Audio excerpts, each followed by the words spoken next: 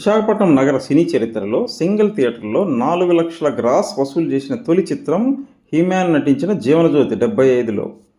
79 June వరకు విడుదలైన చిత్రాలలో 100 రోజులు లేదా 100 రోజుల లోపే విశాఖపట్నం సింగిల్ థియేటర్లో 4 లక్షలు వసూలు చేసిన చిత్రాల వివరాలు ఇప్పుడు చూద్దాం. 1. కార్తీక దీపం సంగమేసిలో 54 రోజులకే 1,74 రోజులకు 5,02,420, 100 రోజులకు 6,10,000 వసూలు చేసి రికార్డ్. 2. కటకటాల రుద్రయ్య వెంకటేశ్వర థియేటర్లో 4,91,000. 3. అడవిరాముడు 4,87,600. 4. మల్లెపువ్వు సంగీతేసి 99 రోజులు 4,76,824. 5. సొమ్మొకటిది సోకొకటిది సంగం ఏసి 4,63,000. 6. ముత్యాల ముగ్గు 4,62,000 జ్యోతిలో. 7. మన ఊరి పాండవులు 4,56,000. 8. యమగోళ 4,42,000.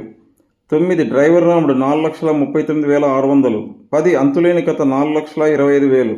11. మరో చరిత్ర 4,24,000. 12. జీవనజ్యోతి 4,17,000. ప్రెసిడెంట్ పేరమ్మ 4,16,000. 14. పొట్టేలు పున్నమ్మ 4 లక్షలు.